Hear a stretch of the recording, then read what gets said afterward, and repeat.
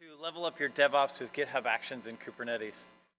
We're going to build a DevOps pipeline live here on stage. I've got some code and we've got a GitHub repo, so let's dive in.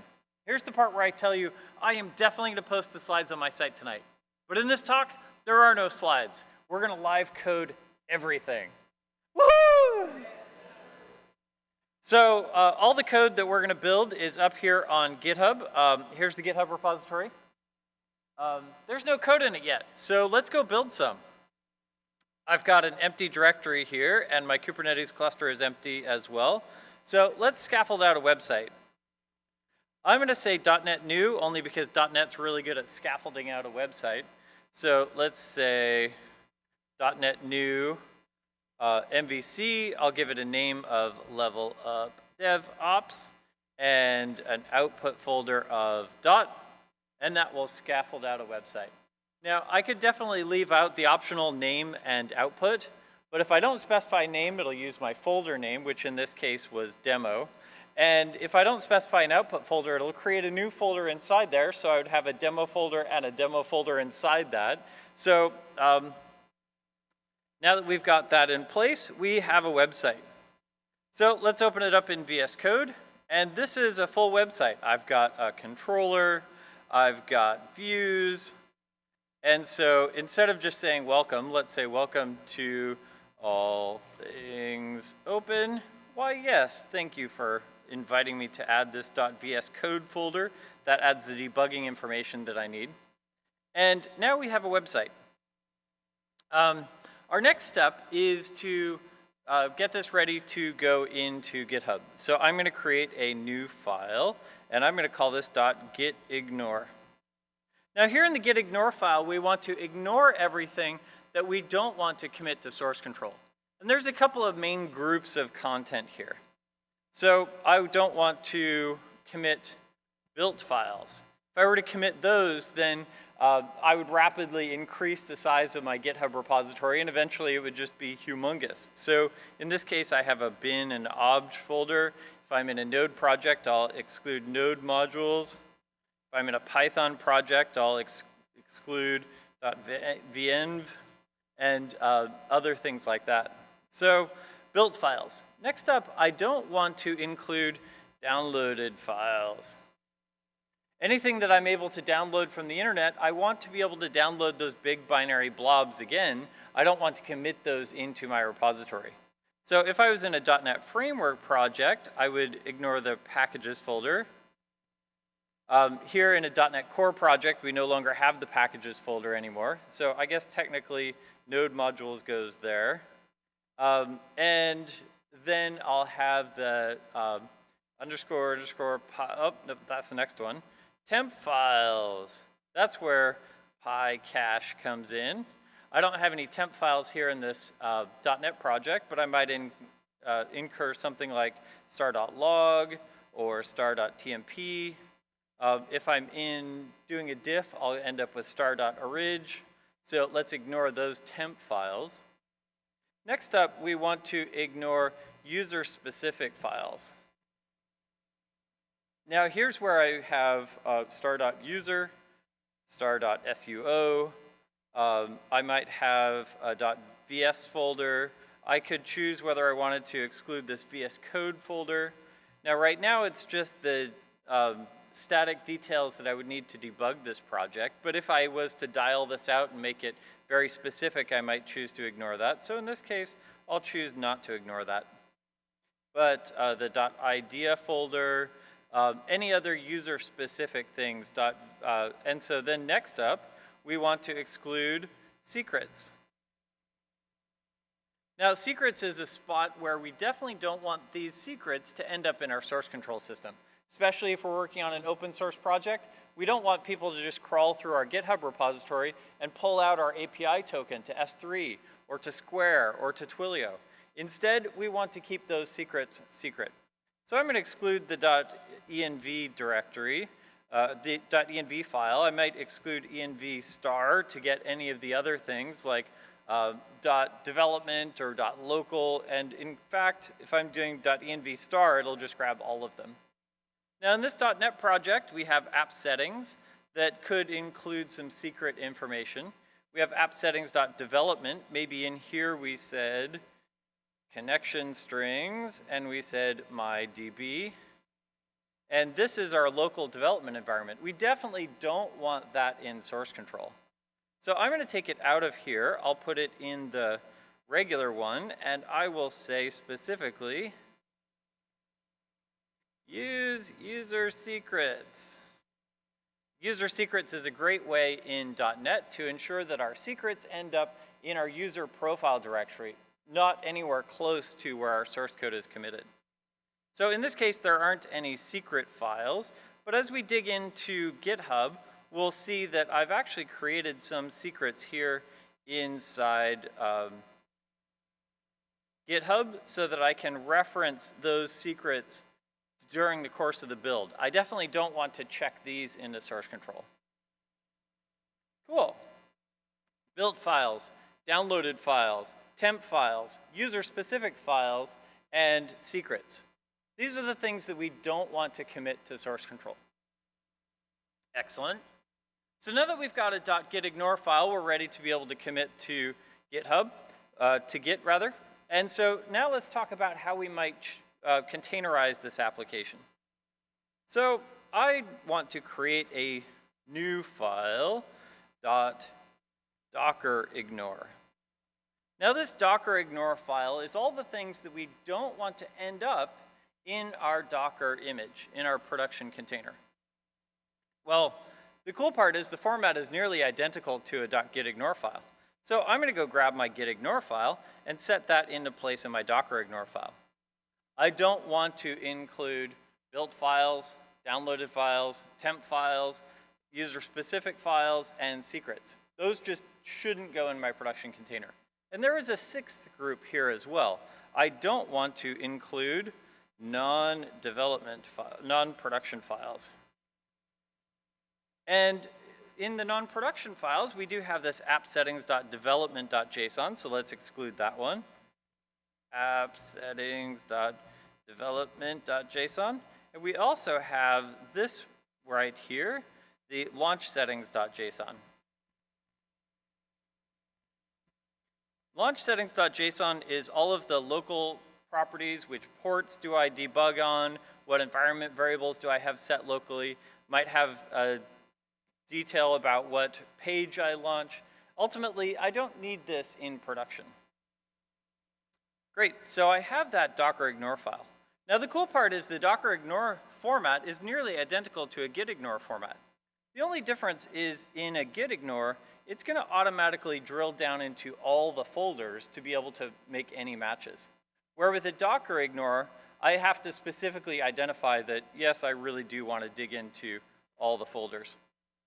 So I do want to exclude the dist folder. I'm going to end up building there. So now I've got built files excluding that. But I do have here in www.root, in lib, I do have some dist stuff here. So I'm very specifically not doing that. Actually, let's take it a step further and say, you know, I really don't want all of these libraries kicking around. I want to be able to pull those from a CDN. So actually, let's come back to that. So I've got this dockerignore file. Next, I want to build a Dockerfile.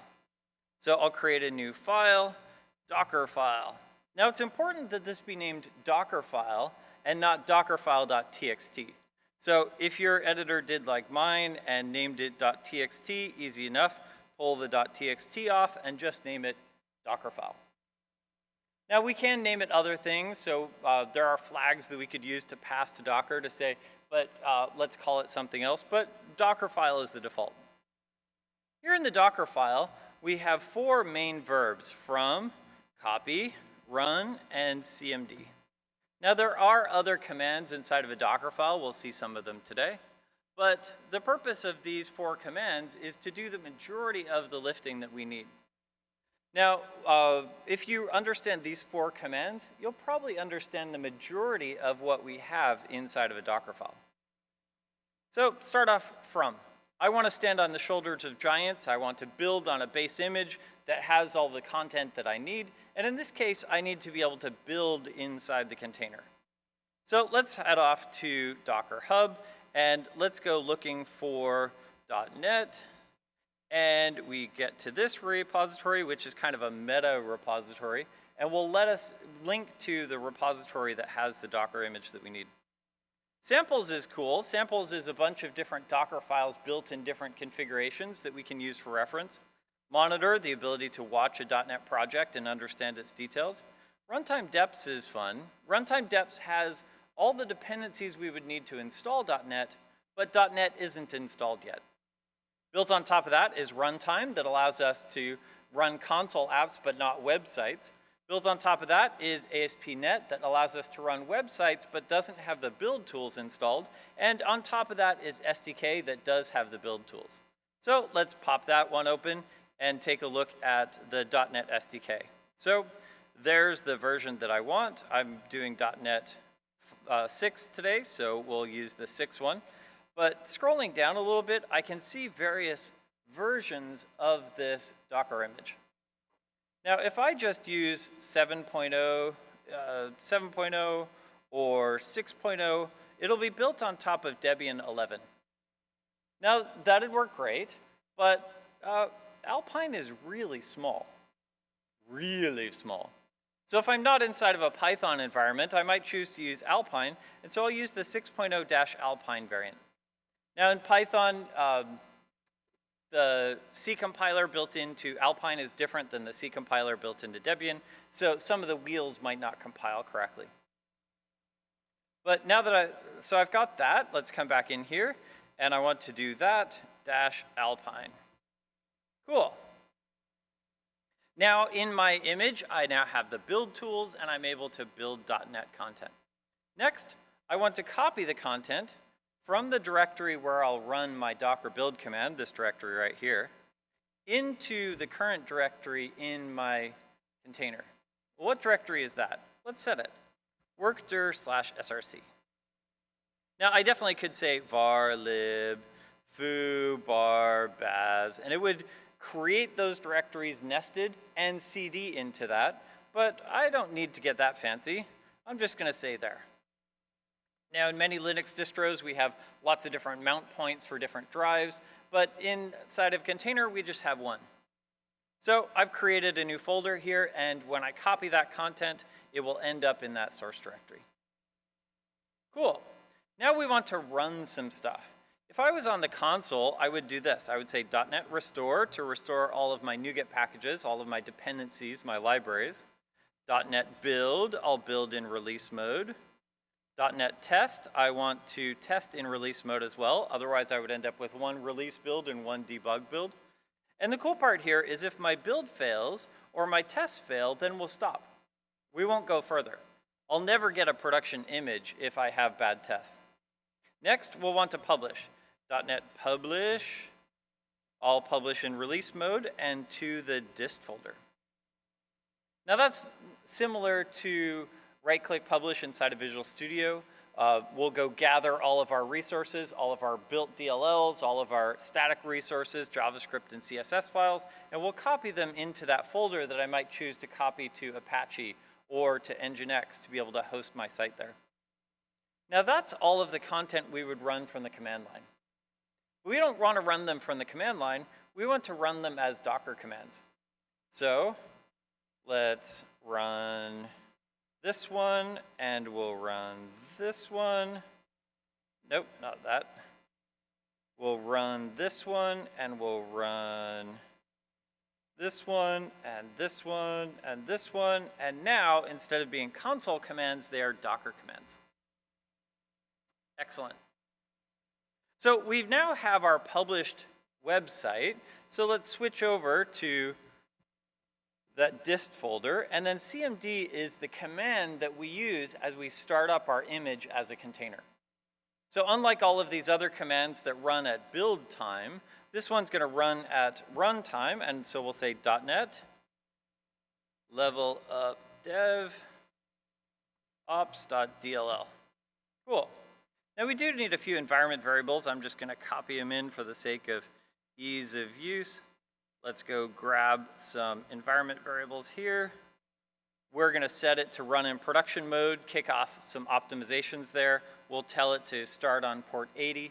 We could choose a different port if we wanted to, and we'll set some metadata on our container to be able to say this is the port that we expect to run on. Cool. We have a Dockerfile, and this Dockerfile could work great in production. There's a few best practices, though, that we want to revisit. So let's see if we can tune this Dockerfile a little bit. Now, one of the best practices is to avoid build tools in a production container. We have the build tools here. We have the .NET SDK. We have our source code. Those are things that we don't want in our production container because, well, if someone was able to pop the container, they could upload their own source code, they could compile it into place, and they could start up their own process, or maybe take over our process. So we definitely don't want the build tools in our container. Now we could choose to build somewhere else and just copy the results in the container, but let's do something different. I'm going to come back to the Docker Hub, and let's open up the ASP.NET repository. Ooh, critical OpenSSL vulnerability. We should be taking care of that instead of talking about deploying DevOps. So let's use the ASP.NET container, and if we scroll down, we can also see that there is an Alpine variant of that as well. So we'll use 6.0-Alpine. Now I'm going to come in here, and I'm going to split the build in half. We now have two images that we're building. This one I'll name our build server image, and this one is our production runtime server image. Now I put it in air quotes because, well, we can think of it like a server, but it's actually an image. So, we're just building this thing, but we've split it in half. Now we split it in half specifically because this one doesn't have the build tools in it anymore. It only has the runtime. So now let's switch this over to say /app, and let's copy the content then from the dist folder into that current new folder. Now if we were to do this today, it would go look for a dist folder out here. Now there isn't a dist folder out here, so that would definitely fail. So let's copy this from equals build. Well, where is build? Let's name this one as build. So we're going to go to the build stage. Here's the build stage. We're going to look for the dist directory. Here's the dist directory. We're going to copy that content into this new image at the current folder. Now here in our production runtime image, we only have our build assets. We don't have our source code. We don't have our build tools. We only have the bare minimum that we need, which is going to make this image a lot smaller. Excellent. Now there's one more best practice that we can use here in our Dockerfile. Right now, we're copying all of our content, and this is going to create a cached layer inside of Docker. Each one of these commands will create a separate layer, and so right now, we're building a bunch of layers. We could choose to combine these with something like that. Now we have fewer layers. But let's leverage that, let's leverage Docker's caching to be able to build more quickly if we're rebuilding locally. Right now, we're restoring our dependencies, our libraries, and we're doing it after we copy our content into place. So what if we came in here and we changed a JavaScript file? Then we would invalidate this layer right here, and then we would restore our dependencies. Well, that's probably the slowest process in this build, so let's see if we can do that first. Now, we've restored our dependencies, but we still need to give it a manifest. So let's copy in level up devops.csproj into the current folder, and then .NET restore. We copy in our manifest that lists all the packages that we want to install, then we restore them and cache that. And so now if we're just changing a JavaScript file or even a CSS, C# file, we're going to start by invalidating this layer, and that build will be much faster. Now in our build server, we probably don't want to leverage this cache, or maybe we want to refresh the dependencies to get any up-to-date patches. But ultimately, we've now used that best practice locally to cache those dependencies, so our local rebuilds will be faster. Cool. So we've got a good Dockerfile here using some best practices. We no longer have our build tools in here. We're ignoring all of the things that we don't want. Built assets, downloaded assets, user-specific files, temp files, secrets, and non-production files. All of those won't end up in our system at all. Now, it is kind of interesting because I've added dist here. So that means that if I did want to copy in a dist thing, then I couldn't. I spent a really long time because I had chosen to ignore a .env file, and I'm like, here in my Docker file, I said, but copy .env into my current directory, and it just wasn't going. And it wasn't going because, well, I had specifically chosen to ignore it. So once you've chosen to ignore it, it won't go in no matter what, unless you say, yeah, but special case that one. Let's not do that in this case. We don't want our secrets to end up in our production container. So there, now we've got a Docker file. Our next step is to start getting Kubernetes content into place. And so we could definitely create a Kubernetes YAML file, but I'll just copy the one that I used last time and set it in place. So of course, good coders code and great coders steal. So I'm just going to use the one that I used in the last project. It's the one I used last time. It's probably good enough. Let's replace last time with level up DevOps. And now I have a Kubernetes YAML file that will create a deployment that will specify the number of pods that I'll deploy. In this case, I'm only going to deploy one. I have a service that will load balance across them. It's of type node port. In production, I might even want to tighten that down to cluster IP. And then I have an ingress that will match a specific DNS entry to that particular service. So inbound traffic will hit my ingress, which will match the URL to a service. The service will load balance across all of my pods, and here's my pods defined by this deployment. Now I do happen to have the template here, so I could just say deployment and have it scaffold out a deployment for me, which is amazing. You know, typing that out by hand is a pain. But yeah, just grabbing the details from last time is probably sufficient. Now I do have a few things here. Here's image label that I'll want to replace at runtime with the current build context. I have my registry URL, that's a secret. I don't want to have that end up in source control. I also have my Kubernetes URL that I don't want to end up in source control either. So I'll just set those aside. I'll be able to replace those at build time. Cool. So we've got our application. We've got our .gitignore so we don't get anything wacky into source control. We've got our Docker file. We've got our Kubernetes YAML file. It looks like we're ready to start committing stuff. Oh, we do need a README file. Let's create a new file, readme.md, and let's go grab some content for the README file.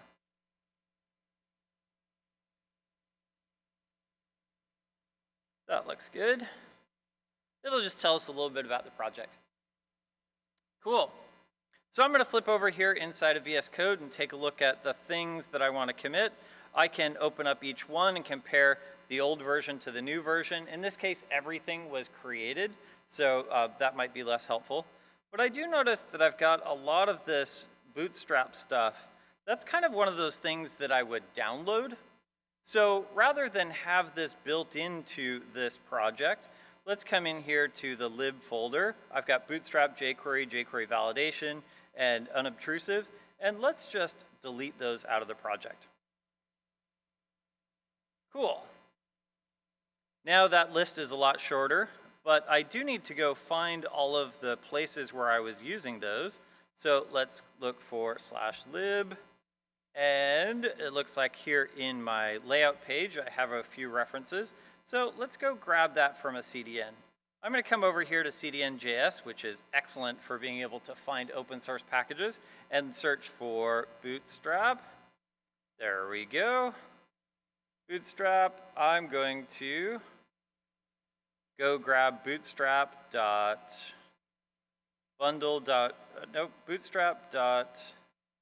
min.js. Let me go grab that whole script tag. Excellent. And come up here. I'll replace this with that. And that is the JS file. Let's go grab the CSS file. There we go. Nope. Bootstrap.min.css. There we go. I'll set that in place, and then I'll also go search for the other CDN references that I have, and let's replace those in place. I'll go grab my Bootstrap JavaScript reference. I'm not sure why we need jQuery in this project, but okay. I do have a few references here, so let's go grab those from the CDN as well.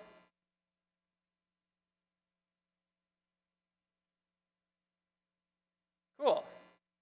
So now when I'm looking at this, I have a whole lot less files. I just have the things that do the business logic that I care about. Cool. So let's stage them. And I'll say level up DevOps. Breaking the cardinal rule of the initial commit should be called initial commit. Okay, so now that we've got our content, git status, it looks like we're ready to push. Git push origin main, because Black Lives Matter. And now, if you're following along with this GitHub repository, we now have some content. Cool.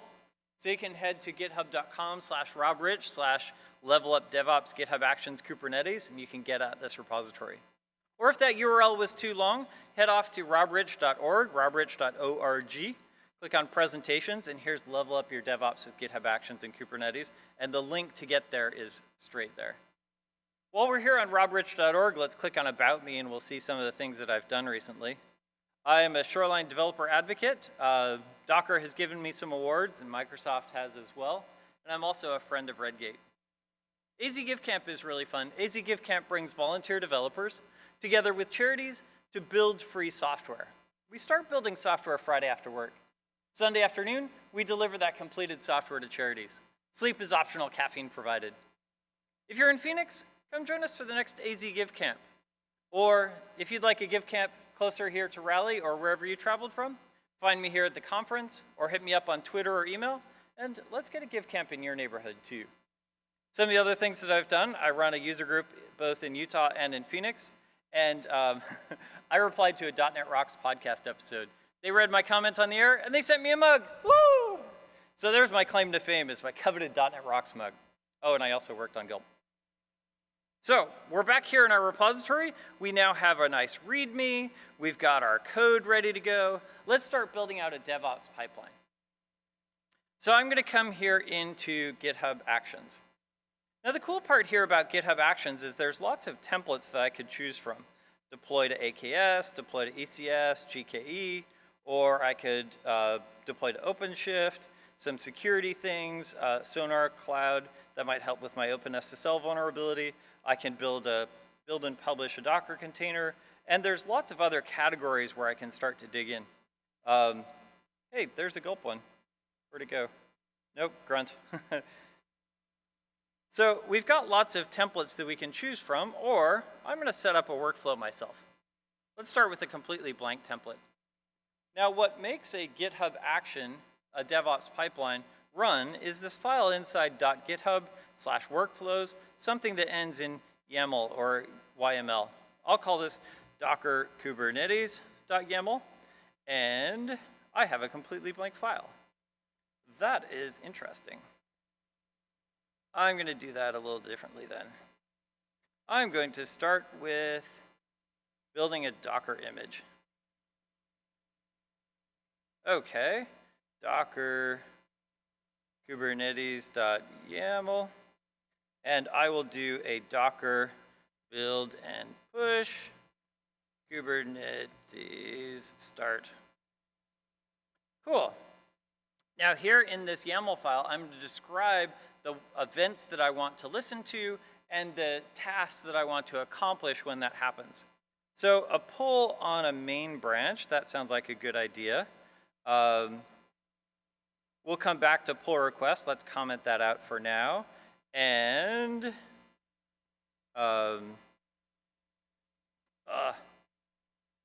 brain fart.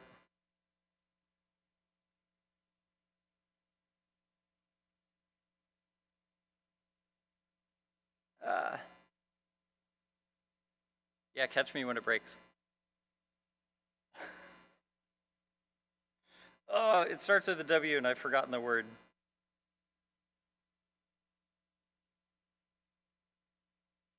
There we go. Oh, it's not going to show me. Anyway, there is a cool mechanism in here to be able to say, kick off that button right here. Workflow dispatch. There we go. So because I have workflow dispatch, now I'll be able to run this anytime. I'm going to comment that out for now, but if ever you've run a commit and then moments later you're like, well, the build broke, let me change some white space and commit it again, then workflow dispatch is amazing. Cool, next. I want to run on Ubuntu, that sounds great, and what do I want to do? Well, I'll start by checking out my code, and then I want to build the Docker image. Now I'm going to run a particular task, and I can run the multiple commands this way. So let's say Docker build. I don't need to specify the file because it is the default, and I do want to tag it. So I want to tag it as level up DevOps, and I also want to tag it with my private registry, so then I can Docker push it. Well, I have created that secret inside of my settings, so let's flip back over to the secrets, and let's take a look at those secrets. I do have a secret for my ACR username, password, and URL, so I can log into my private container registry. So let's come here into the marketplace, and we'll look for Docker login, and that one looks good. We can take a look at the full marketplace listing that will tell us all kinds of interesting things about how this works. We can see some sample YAML of how to use it, and probably we can link off to the GitHub repository where it's stored. That's excellent. In this case, I probably don't need that much detail. I'll just copy this YAML right here, and I will paste it right there. I do need to indent the YAML correctly. There we go. And so now we're going to log into Docker. What is our registry? Well, we happen to have a secret for that. How do we use our secrets?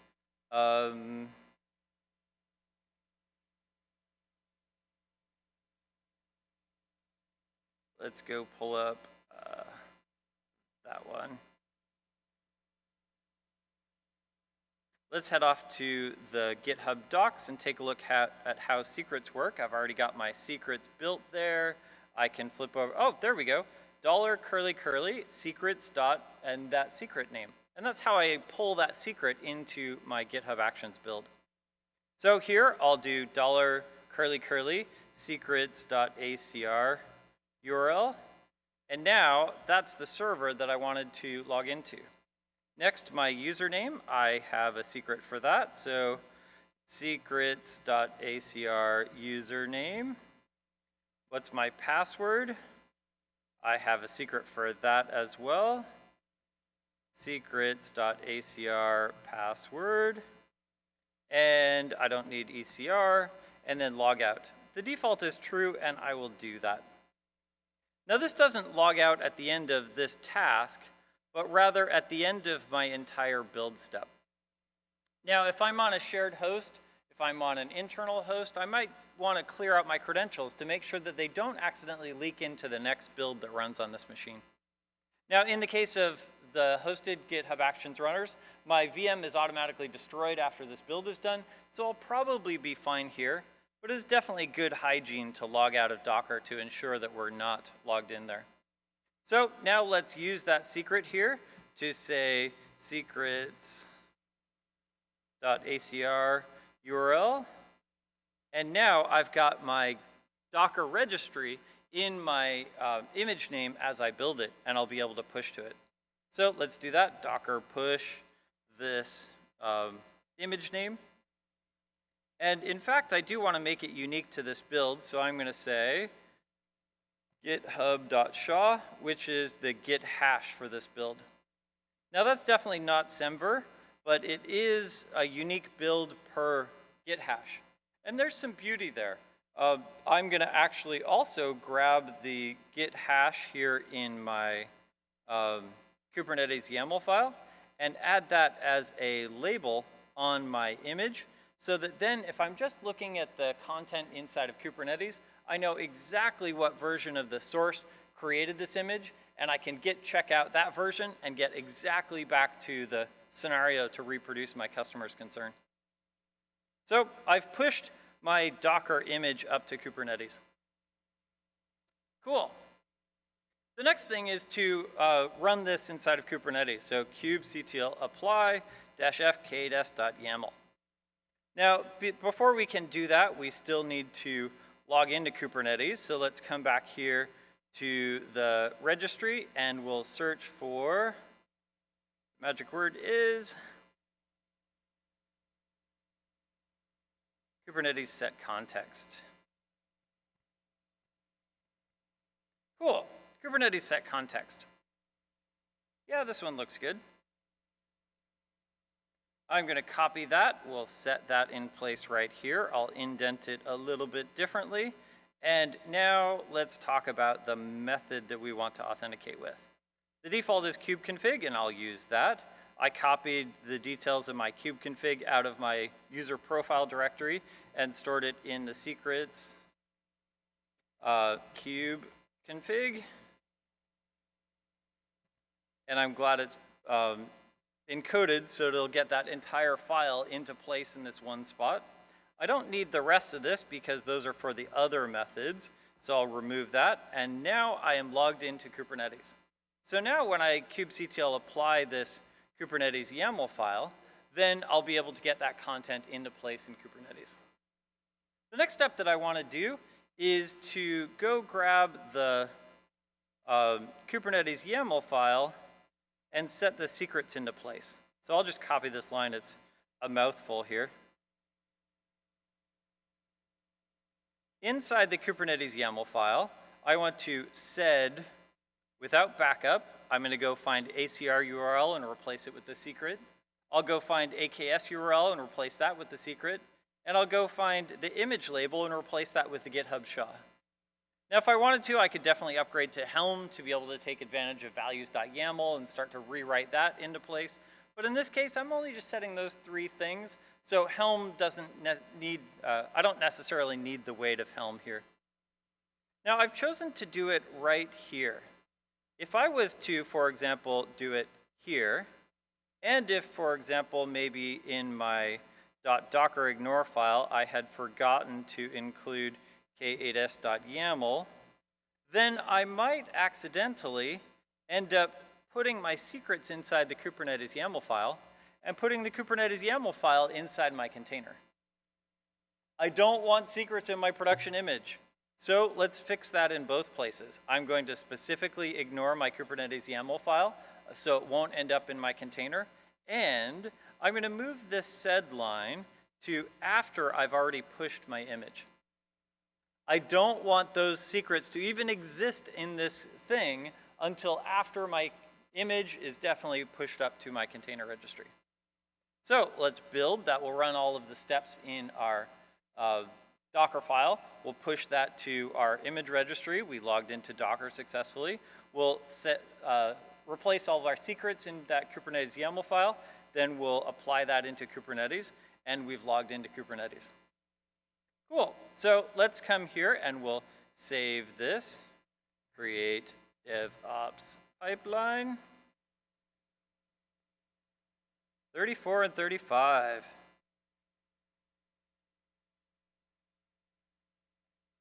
That would have been hilarious. Thank you. Secrets is definitely not spelled with 2 R's. Start commit. Do I have it here too? I spelled secrets wrong? Where?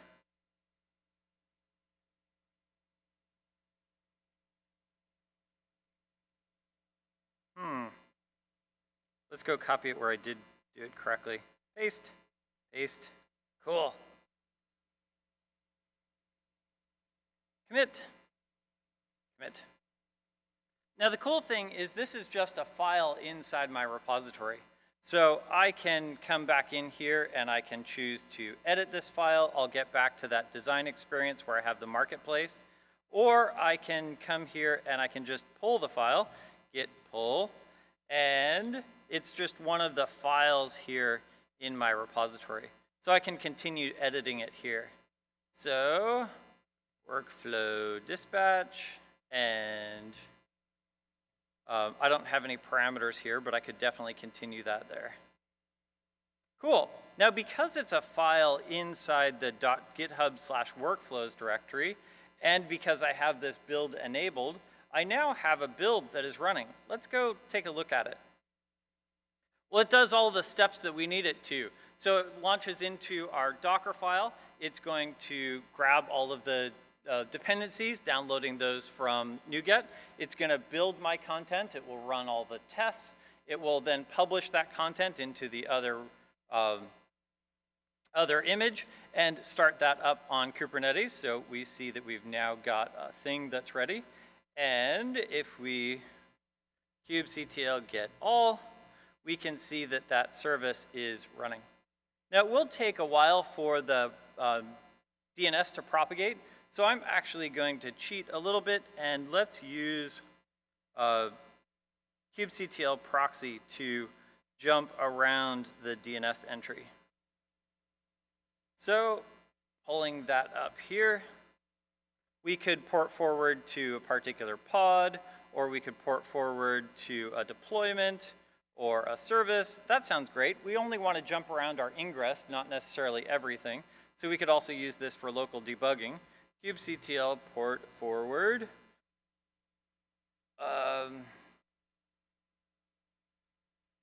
to service/level up DevOps.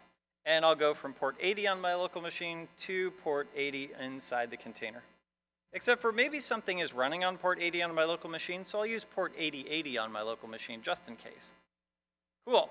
Now let's head off to the website, localhost 8080, and we can see our website is running inside of Kubernetes. Woohoo! Cool. Now let's come back to pull requests. We have a few minutes. One of the things that I want to do is support pull requests. So I'm going to copy this content. We could definitely do something to jump around things with if the branch is whatever, but let's not do that. Let's create a completely different build. I'm going to say new file, dockerpr.yaml. Here's my build, docker build a PR. So now I want to do it on all the branches that are not main, and I also want to do it on pull request branches on all the branches. Now, why do I have both? For contributors within my organization, they'll probably create a feature branch and they'll want to merge that back in, so this one will catch those. For outside contributors that are creating a pull request from their own repository, they're going to come in via pull request this way. So for local contributors and for outside contributors, I'll now get both. And I probably want the workflow dispatch as well, just so that I can push the go button. Now inside this build, I want to do all of the standard things. So I want to run all of my build steps, but I don't want to run it inside of Kubernetes. So let's delete that line. And because I'm not running it in Kubernetes, I don't need to log into Kubernetes. And so I don't need to change the secrets in the file that I'm not going to use anymore. I don't want to push this to my container registry. I don't want to accidentally run that image if somebody finds it later. So now I don't even need to log into my registry.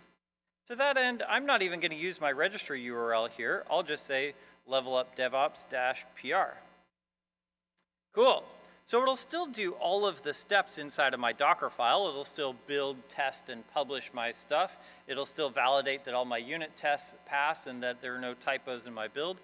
But it won't push that any further. It's just going to stay on my build agent. But if I have a failing test, of course, this build will fail. And so now I can take action before merging that PR. Let's also create a badge here on the README. So I'm going to come in here to Actions and pick my build and create a status badge, copy that. Let's come here into readme.md and let's set it right there. And then let's stage some changes. I changed the Docker ignore file. I changed the README file. I changed the Docker PR. Good thing I excluded Kubernetes YAML there. Didn't want to accidentally leak those secrets. Add status badge and PR build. Commit. Now, last time I went to the command line and pushed, but I can also do that inside VS Code here. I can say, nope, not there. Push. Now, I've pushed a change into the main branch, and so because I pushed a change into the main branch, it kicked off another build. Now, last time we went in this way. Let's go in the other way this time. We'll click on Actions. We can choose the build that we want to filter this list, or there's my build right now. Now it'll take a look at the stages. I only have one stage, a build stage, and now it's doing all the things. So I logged into Docker, I logged into Kubernetes, I run through all the steps in my Dockerfile. The first step is I'll pull down my NuGet dependencies, I'll run my build, let's see if my build succeeds. Yep, my build is successful. Let's run all of there aren't any tests in my project, so I don't have any failing tests because I don't have any tests. So then let's publish that. We'll pull that into the other image that doesn't include the build tools. We'll deploy that up to Kubernetes, and now we've got that content running inside of Kubernetes.